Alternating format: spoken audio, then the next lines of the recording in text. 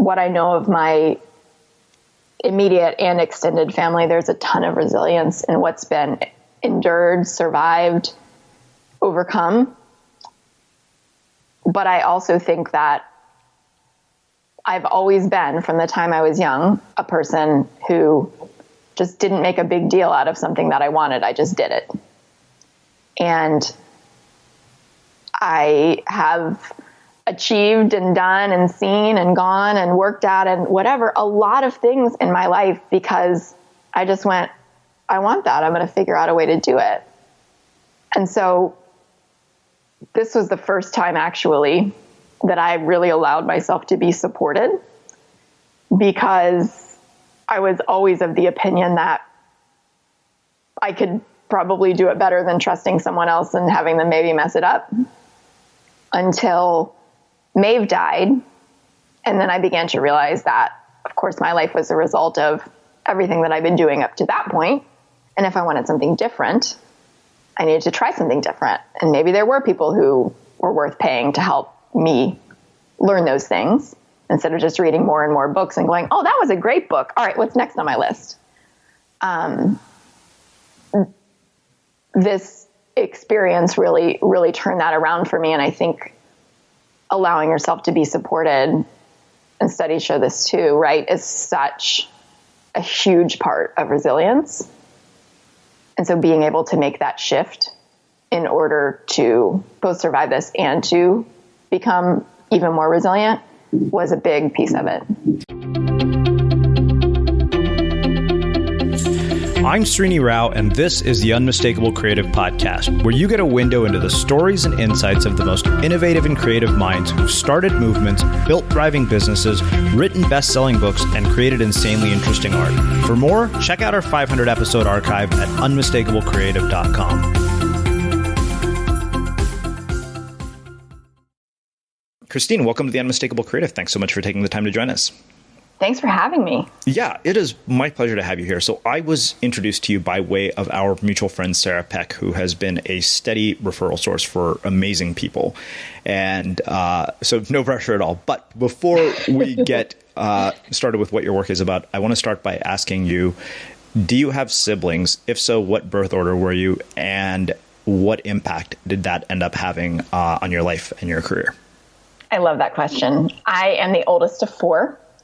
And I am a very typical oldest. So high achiever, very independent, couldn't wait to leave the house, left home, moved halfway across the country when I was 17 for school, and never went back. And I think that throughout my academic career, started school when I was 4. My mom had 1.5-year-old twins. She felt I was ready, and she was ready to not be dealing with the three of us, I think. So it was a good fit there. But I always excelled in school. That was where I got my positive attention. And I think I know I was also very bossy. So a typical oldest in that way, although I would be honest and say that was squelched by several teachers who I think were triggered. And so for a lot of years, I hid that sort of bossy leader part of who I was, because it was not getting me positive attention to be female and to act that way. I was also a people pleaser, right? Because I wanted to continue to get that positive attention from my parents after my siblings came along. And in a lot of ways, it really served me well, because I happened to be good at the things that they teach in school. And so I excelled, was able to get a scholarship, and became a professor at age 23. So I would say that overall, being an oldest has had a positive impact on my life for the most part. How did the dynamic that you had with your parents change as your siblings came along?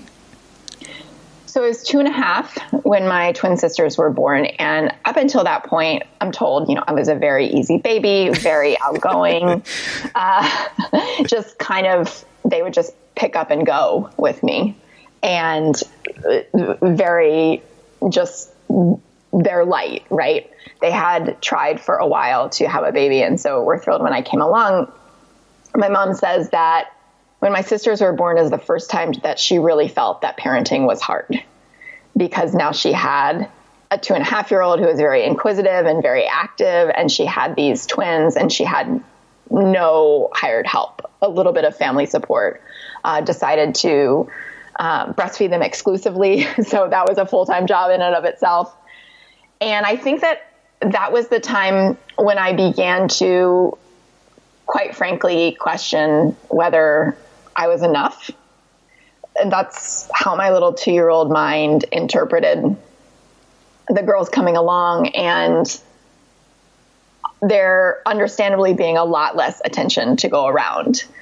You know, I have a 21-month-old right now, and my husband and I are older parents. And so we joke that a lot of the time it's the two of us and maybe a grandmother just sitting there staring at her, watching everything she does.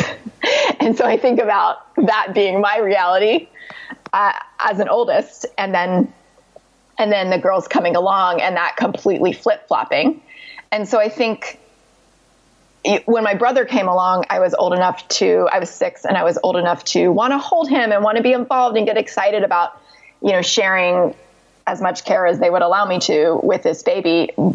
But I would say that the biggest shift happened when my twin sisters were born, and my parents did an excellent job of attempting to give us all individual attention. But understandably, that dynamic was quite different. Yeah. Are you close to your siblings? I am close to one of my sisters as much as we can be. She lives in Australia. Uh-huh. So that time difference is a real bear. And we don't get to see each other often. My brother lives in Austin, and we chat occasionally and see each other on holidays, but are not as close as I would love to be. It's interesting because one of the reasons I ask that is I'm always curious about what impact age gap has on a bond between siblings, and I'm wondering what you think the impact is of that. Yeah, that's a great question. I think that, I think the difference in gender combined with a 6-year age difference with my brother made a huge impact, because he was the only boy, right? And so we joke that he's always been great with women because he grew up in a house full of them and had to deal with all these older sisters and share a bathroom and all of that junk that he had to deal with. And is, very sensitive and knows exactly how to talk to women.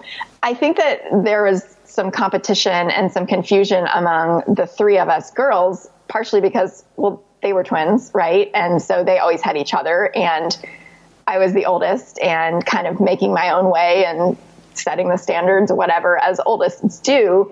And I was much more serious, and they were a lot more fun when we were growing up and always trying to get me to have fun. And I was always, off doing some kind of work or being involved in some kind of activity. And so I think that 2.5-year thing was a challenge.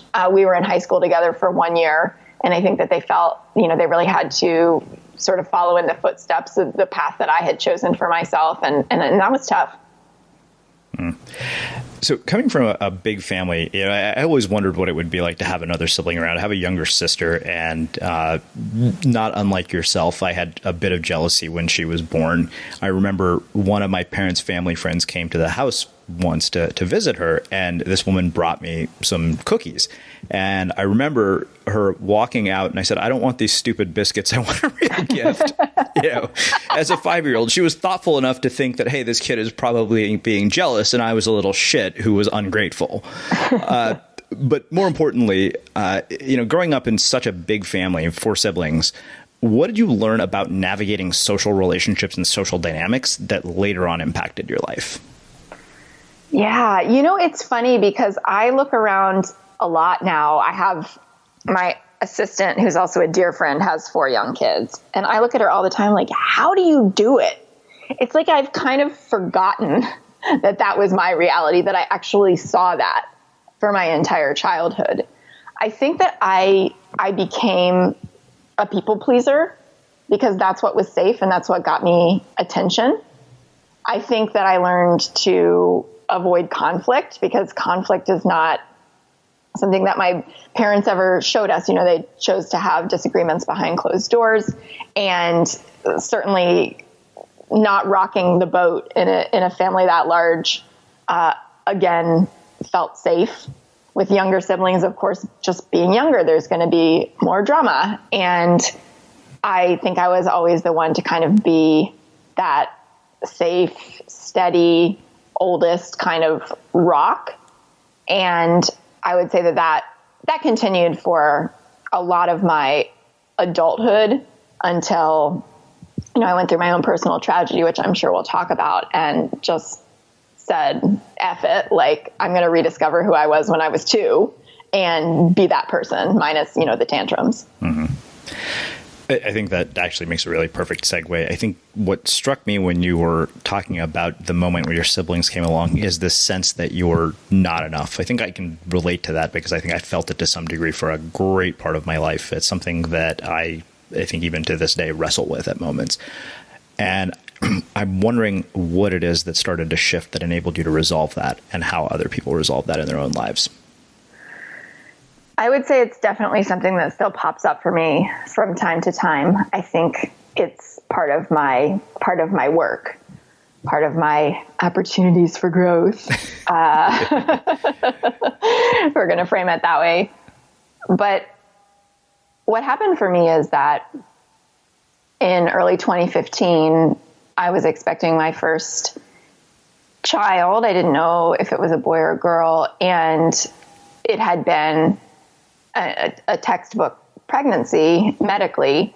And at 37 weeks, when I thought all we had to do was put up my swollen feet and wait to go into labor, a routine doctor appointment uncovered that this baby didn't have a heartbeat anymore.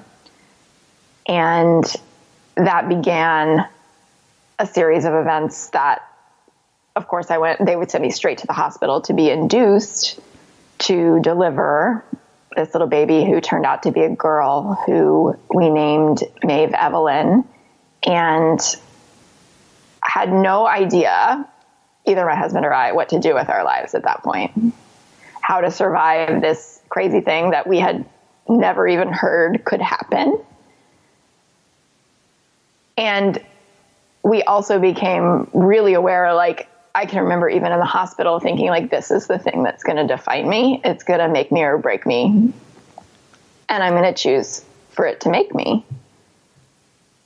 And so that's what I did, because I realized that this is the worst possible thing that could ever happen to me. Like, I literally could not imagine something worse. And so I knew that nothing worse could happen, frankly. Like, it took this unexpected tragedy of epic proportions to get me to get over my fear of not being enough, my fear of failure, my fear of leaving what at that point was a safe company that I had founded and had grown exactly where I wanted it to be, even though deep down I knew there was another level for me. I was comfortable. And it took that level of breaking me out of everything comfortable, basically demolishing, my life to rubble, my relationship to shambles, and having to redefine every relationship in my life, because now I was the girl whose baby had died. And plenty of people were way uncomfortable with that, right? And still are to this day. That was my opportunity to redefine myself and to start to realize that if I had survived this, I could do anything. And so somehow I must be enough. You said that you had a moment where you could decide whether this was going to make you or break you. It doesn't strike me that that was an instantaneous decision in the moment that it happened. What was your thought process after this occurred, and how did you arrive at that conclusion? I think I saw myself through the lens of what I had perceived as how other people dealt with big tragedies in their lives. So my grandfather had died a bitter man. And that was because he was never able to forgive his father for basically showing favoritism toward the prodigal son, his brother. And I watched that. And then that was my dad's dad. And on the other side of my dad's family, my great-grandfather, who was a second father to my dad, had lost 2 wives and both of his kids. He had survived all of them. My great uncle died of polio despite extreme measures being taken. He was the bright, shining Ivy League pre-med star of the family. And my grandmother died the year my parents were married at 47. And she was an amazing person and somebody, that I actually look and act quite a lot like, I'm told. So I looked at how he had handled this insanely tragic life. And what he chose to do was to be happy and joyful. And he was a dentist and came from nothing and put a bunch of his siblings through school as well, and would accept chickens as payment from the poor, the people in poverty who he served, and was just a very kind man, and somebody that when I was a toddler, I knew and loved and had that connection to, even though I don't remember him, my parents tell me. So I looked at these 2 people and I thought, this is obviously black and white thinking, but I can see a way in which I could frankly become an alcoholic and just numb for the rest of my life. I like wine, and I knew that was a potential for me. Or I could dig down deep and make some meaning of her life. I think there was a lot of confusion over how do I basically parent a child who's dead. And I know from talking to other lost parents that everybody's greatest fear, and I think this is true for anybody who loses someone that they care about a lot, but especially a parent, greatest fear is that your child will be forgotten. And especially because, she never took a breath. The only pictures we have of her in the hospital room. So I really wanted to create a legacy for her and to make her famous. And in the process to create something that I was proud of as well, because I had known my whole life that I had a desire to do something big in the world. And I love business and I love work. And this felt like the outlet to do it, where I could create a brand, where I could talk about her a lot, where I could raise awareness. My husband and I started a nonprofit as well to support other families like us, because we're quite resourceful and not everyone is or even knows how to be in a circumstance like that. And so these are all part of my, my processes. I think that seeing it as black and white, like these 2 roads, helped me to make a determination that I was going to go all in on this other path to make me. Does that make sense? Mm-hmm. Yeah. Do you think that emotional resilience is in your DNA, or do you think it's been brought about or excavated as a result of circumstances and life experiences?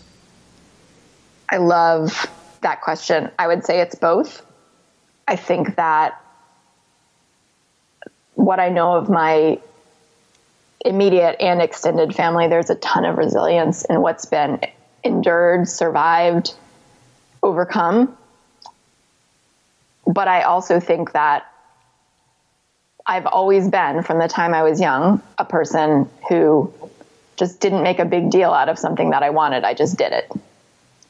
And I have achieved and done and seen and gone and worked at and whatever, a lot of things in my life because I just went, I want that. I'm going to figure out a way to do it. And so this was the first time actually that I really allowed myself to be supported, because I was always of the opinion that I could probably do it better than trusting someone else and having them maybe mess it up, until Maeve died. And then I began to realize that, of course, my life was a result of everything that I've been doing up to that point. And if I wanted something different, I needed to try something different. And maybe there were people who were worth paying to help me learn those things, instead of just reading more and more books and going, oh, that was a great book. All right, what's next on my list? This experience really, really turned that around for me. And I think allowing yourself to be supported, and studies show this too, right, is such a huge part of resilience. And so being able to make that shift in order to both survive this and to become even more resilient was a big piece of it. So I don't know about you, but vacuuming is not one of those things that I ever look forward to doing. But as you know, your environment has a huge impact on your creativity. So I still like it to be clean wherever I'm living and working. But now it doesn't have to be something that you deal with. If you're like me and you grew up in the 80s, you probably fantasized about the day when cleaning your house would be like it was for the Jetsons, meaning you don't have to lift a finger. Well, the good news is that we're already kind of living in that future. And the easiest way to make sure your floors are clean every day is with the iRobot Roomba Robot Vacuum. It cleans up after itself. The Clean Base automatic dirt disposal takes convenience to a new level, automatically empties its own bin into an allergen lock bag that holds 60 days of debris and traps 99% of pollen, mold, and dust mites, so you can forget about vacuuming for months at a time. Let the Roomba clean for you instead. It learns your home, finds dirt, and empties itself on its own. It's got powerful cleaning performance made effortless. Remember, if it's not from iRobot, it's not a Roomba. To learn more, go to irobot.com/unmistakable.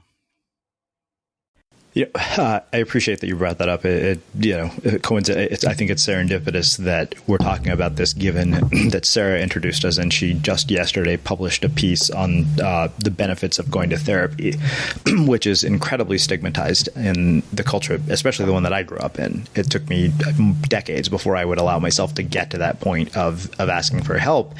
And yet, we have what seems to be an epidemic almost of high profile suicides and, a lot of mental health issues. And so I appreciate that you brought that up.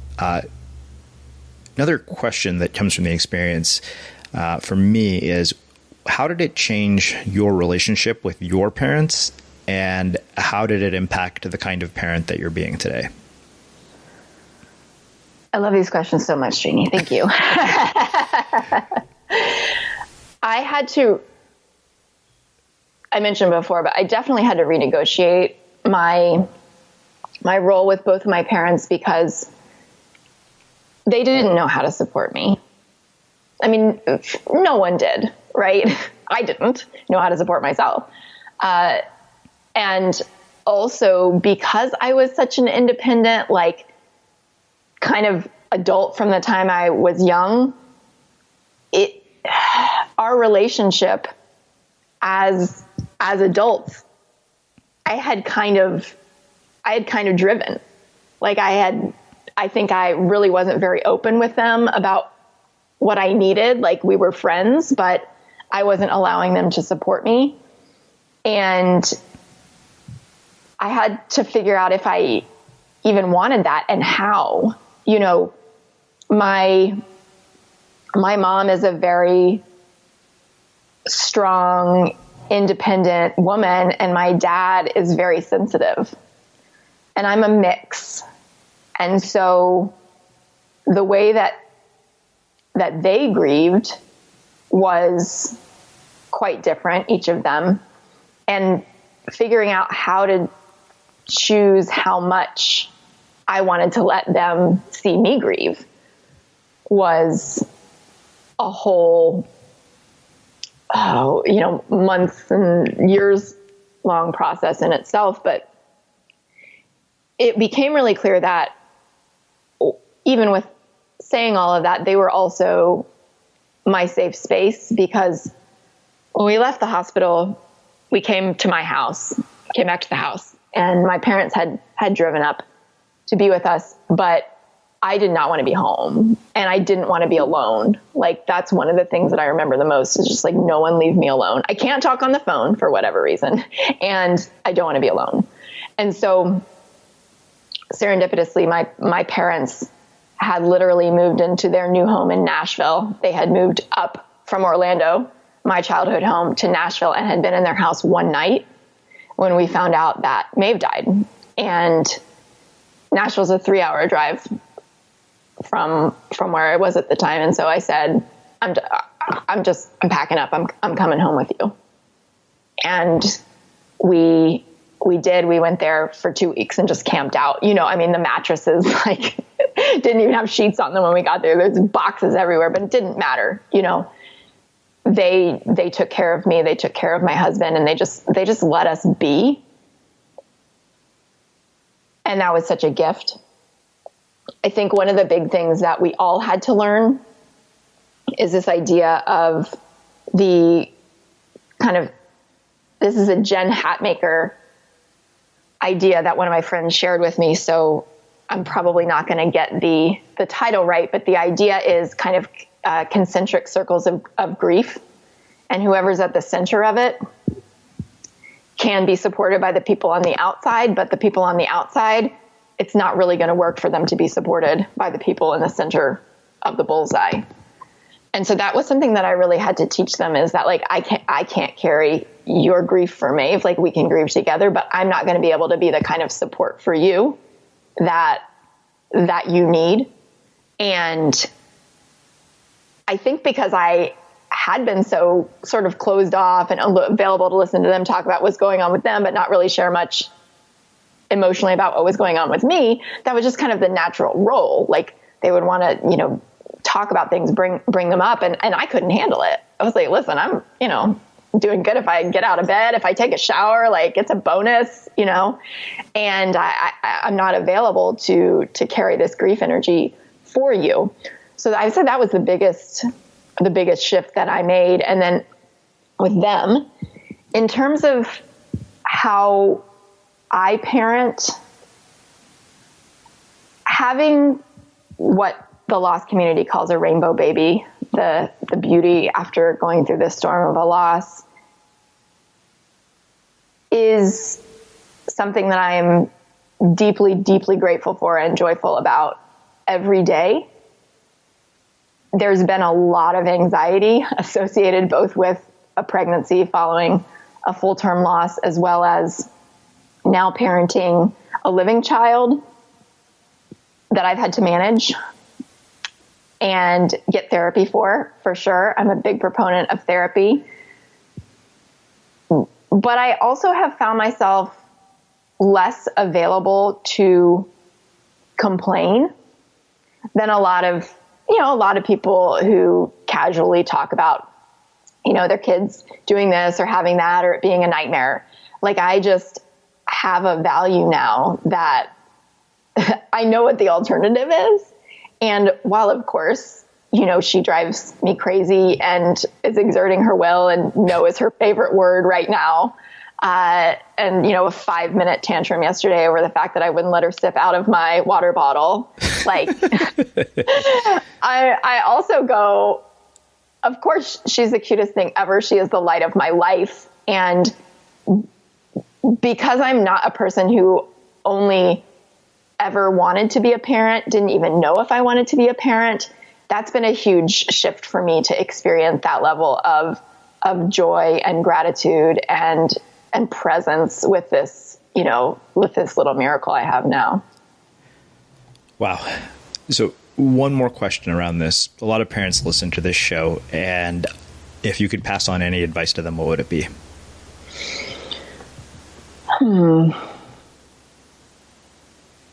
I think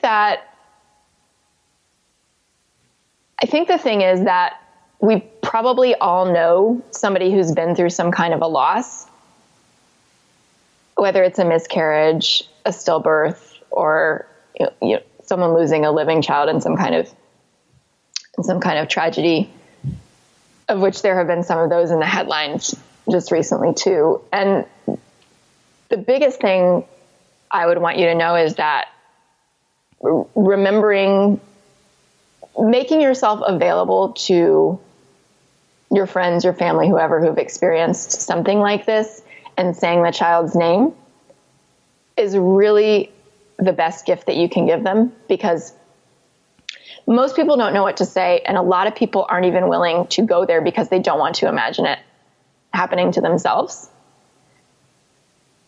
But the compassion that you can show by saying a name, by acknowledging the life, is, I believe, a gift that can really change the lives of your friends or family who have gone through something like this, because it's 1 in 160 pregnant seasons in a stillbirth.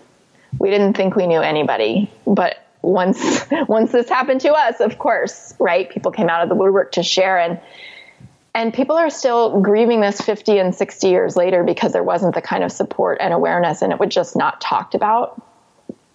So I'd say, of course, the cliche things like hug your babies and appreciate your kids and all of those things. Yes, but also I would challenge you to be willing to be even a little bit of a support system for those in your life who've been through this, whether or not they have living children, because that is what helps them to survive and, go on to thrive as well. Well, thank you for that. Well, let's shift gears a little bit and move to something a bit more lighthearted. You mentioned that you were a professor at the age of 23, and for that reason, there's no way we're getting out of this conversation without me asking you about education. If you had to design the education system, the future, the one that your child is going to actually end up in, how would you redesign it based on your own experiences with it, and what would you change about it? Yeah, both as a student and as a professor, I would love to see a shift toward more teaching how to learn, right? Rather than regurgitation, rather than teaching to the test, rather than arguing over a sort of subjective metrics. I taught media. So I taught writing, shooting, editing, web development, and watching especially kids who had come in who were very, very attached to getting the A. Of course, like, I'm raising my hand too. That was totally me. Stress and struggle with doing creative projects or writing a script, presenting these projects to the whole class. The anxiety that I saw them develop, and of course the anxiety that I felt too, was so not helpful to my future career, both as an educator and as an entrepreneur. I think that what I would love for my daughter is for her to learn the growth mindset associated with being an entrepreneur, if that's what she chooses, because I believe our school system does not do a good job of teaching us to be entrepreneurs. It teaches us how to be good employees. And for somebody who had the entrepreneurial bent, frankly, the reason that I went into a 9-to-5 job was because I didn't know how to start my own business. I always knew that I wanted to. And so while I'm not super educated on the ins and outs of the education system as it stands today yet, it's been a while since I was a professor, and I'm not paying too close of attention to it for my toddler yet. I'm very interested in the development of skills to learn and skills that are applicable to life instead of the classroom and the tests.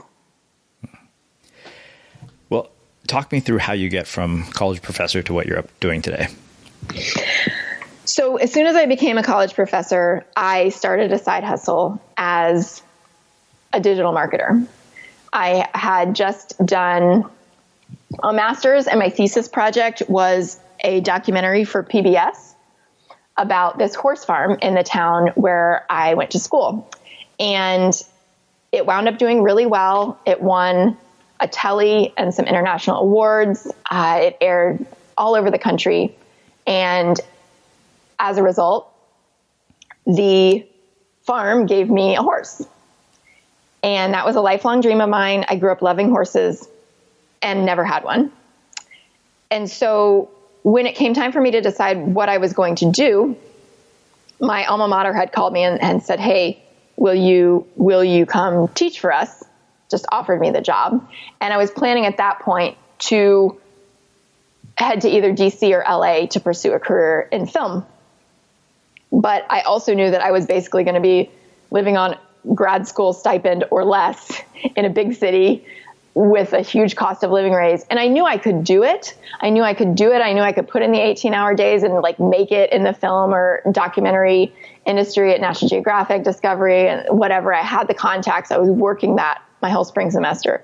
But when the call came from my alma mater and then the offer came to give me a horse, I was like, this feels like the lifestyle I want to create right now. That feels better to me. And so I chose that. What I realized is, of course, that I wanted to go full time with my digital marketing business. So I took a different job after 1 year of teaching several of the same students that I had been in school with before my master's, dealing with discipline problems because I was a 23-year-old female. And, the 21, 22-year-old guys would just act up, whatever, and I wasn't comfortable with that. I became a career counselor and working one-on-one with students, helping them find and land their dream jobs, ironically, not in mine. And I was also in a pretty difficult work environment where there was a ton of turnover and it was really high stress. So I spent the next few years building my side hustle, working with clients all over the country, really enjoying that. And finally, after 4 years in that job, I quit to go full time with my online marketing business. I did that for 5 years. And while doing that, also started a horse breeding business. And then after 5 years of running that full time, Maeve died. And so in the months that followed losing her, I finally paid someone to be a mentor instead of a free mentor. I had some amazing free mentors, but I really invested in myself at that point and started doing the deep discovery work on what my next step was. And out of that came this realization that what I had always done naturally was try to convince the people in my life to become entrepreneurs, especially women, because when I was in my 20s, I had an amazing mentor who was a guy, and I worked out of this incredible co-working space that was a tech startup co-working space, and everybody around me was male. And I just wondered where in the world were the rest of the women. And when I realized that I really took a stand for all these other friends of mine who were saying, oh, I wish that I could do what you do, but I'm so scared of failing. And I would constantly be talking my friends into trying to monetize their hobby, whatever it was, or talk my husband into monetizing his hobby. The light bulb went on and I went, I can help people do this. Like, I did it. I can help people do this. I've been doing it for a long time. I have a way of making it really simple. And I love the strategy piece, and I love the confidence and encouragement piece. Like, those are my uncovering people's confidence and encouraging them to believe that they can do it and actually take the steps to do it with simplicity. Those are my superpowers. And so I began to build the business that I have now, helping people to do just that. Okay. A couple of questions come from this. How do you accomplish goals, or what you would say monetizing a hobby, without having your achievement and your identity become coupled with each other? Tell me more what you mean by that. Okay. So often we measure sort of our personal value, our self-worth, the meaning from our life. We attach it entirely to one thing, an external result of some sort, one that we almost always have no control over. And I think to me, there was a certain point at which I had to start learning how to separate those two things, to say, okay, you know what, like how well I do in this business is not the determination of my value as a human being. Mm-hmm. Yes. Yes. I think that's a process, because I think that when we're doing work that we love, there's naturally going to come a point when we look at that and go, how much of this is tied to my identity, right? And I would say that certainly was more the case for me as I sort of dove in, kind of redefining my identity after Maeve died, because work is comfortable for me. Action is my default. Relaxing and having fun, not so much, right? That's my work. And so when my rainbow baby came along, that was such a huge shift that I needed to look at, and redefining my roles, both as a mother to her, as a business owner, and as a human being who does deserve to enjoy life and does have that desire, even if that's not the first thing that I was thinking about when I was waking up in the morning. It was the business. And so I'd love to hear what you would say about this, but I would say that for me, a lot of it has come in establishing better work boundaries, for lack of a better word. I work when I have care for my daughter, which is 25 hours a week. And that feels good for me. And it allows me to be fully present in one thing, and then switch to another thing when I pick her up or she gets handed off from the nanny. And then also to make conscious time, because I'm a planner, I love to schedule things, make conscious time for me to relax, to do what I feel like doing, also make conscious time for my relationship with my husband. But it's a struggle when you do something that you really, really love and you feel like you could do all the time, right? Because I mean, there are plenty of facets of my identity. Like I make time to take a weekly writing lesson now, and I make time to do all these things that I would consider self-care, that if you had asked me 5 years ago if there was time for any of those things, I would have said, hell no, I've got a business to build, world domination to take on. Like, that's what's most important. But what I have found, ironically, is that the more that I detach and enjoy my life, the more my business grows. Not only am I having more fun, but like my business starts to grow in my sleep. And so I think that the more I've been able to lean into that and trust that and notice externally that that's actually happening, and not the story in my head of I have to be attached to my computer all the time in order for my business to grow. Like I consider that grace, that's actually what's working for me, instead of being rewarded by the hustle, because I'm being intrinsically rewarded to do the thing that's hard for me. Does that make sense? Oh yeah. Yeah, definitely. It's interesting because I think for me, the place where I draw the most satisfaction, I'm starting to realize, is this constant need to get better at the craft, looking at what I've done and wondering how I could improve it. Going back to interviews obsessively and thinking about the questions I should have asked but didn't. Looking at my writing and thinking about how this could be better than it is right now. That to me is where I think I've found the most sort of fulfillment, because that, in so many ways has the potential to lead to mastery. And I think, we wrote this piece called The Unmistakable Guide to Becoming a World-Class Performer. I said, the benefit of mastering your craft is not what you get from the world, but what you can give to it as a result. Mm-hmm.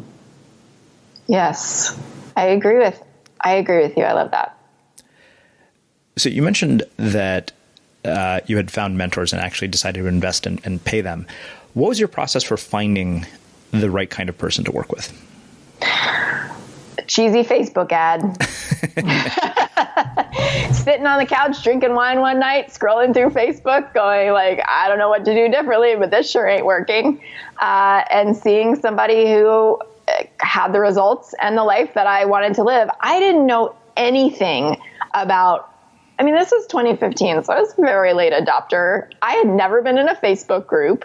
I didn't know anything about funnels or email automation, even though I was running a digital marketing agency. That wasn't what my small business clients needed. They needed Facebook ads, they needed websites, they needed well-run social media pages, and they needed leads. And I was able to do all of that without these things that are such a part of my world now. Anyway, I clicked on her Facebook ad. I went through her funnel before I even knew what I was doing. I found myself very connected to her.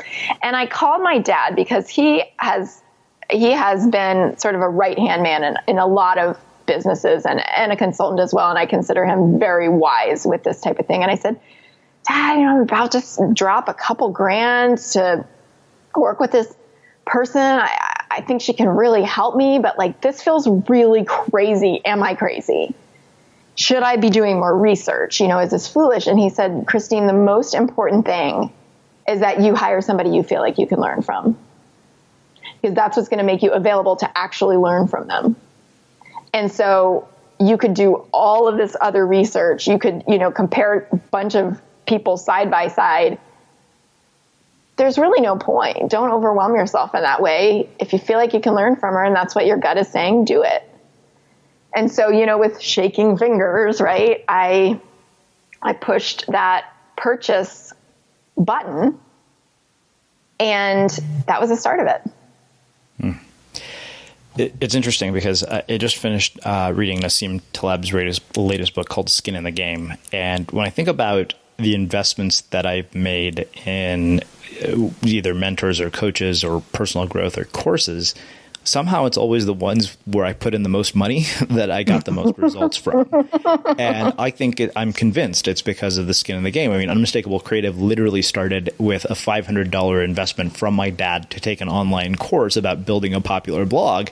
And I think the primary reason why I was so diligent about following through with that course is because I didn't want my dad to think I was a flake, which he had up until that point in my life. I didn't want him to think this was just another crazy batshit scheme. And so I was like, I'm going to finish this just for that one reason alone. Yeah, I completely agree with you. What's so interesting is that the more I've invested, I've found the exact same thing. And every time I raise my prices, my clients get better results. I don't think I've exponentially become that much better of a coach, although I know I've improved over the years. It's the way that they show up for themselves. Wow. Well, this has been really, really amazing. I can see now why Sarah referred you as a guest. So I have one last question for you, which is how we finish all of our interviews at the Unmistakable Creative. What do you think it is that makes somebody or something unmistakable? As cheesy as this might sound, I would say that it's memorable. You're memorable because it's such a noisy world. We have so much flying at us all the time through all of our senses and through all of our screens, that if you stand out as memorable, that means that you're different. That means that somehow you have made an impression. You have been distinctive. And to me, that's unmistakable. Well, I think that makes a really fitting and beautiful end to our conversation. Where can people learn more about you and your work? My website's lifewithpassion.com, and the website for my book, which came out earlier this year, is theincomereplacementformula.com. I also love connecting personally, so feel free to send me an email at christine@lifewithpassion.com. Awesome. And for everybody listening, we will wrap the show with that. Thank you for listening to this episode of the Unmistakable Creative Podcast. While you were listening, were there any moments you found fascinating, inspiring, instructive, maybe even heartwarming? Can you think of anyone, a friend or a family member who would appreciate this moment? If so, take a second and share today's episode with that one person, because good ideas and messages are meant to be shared.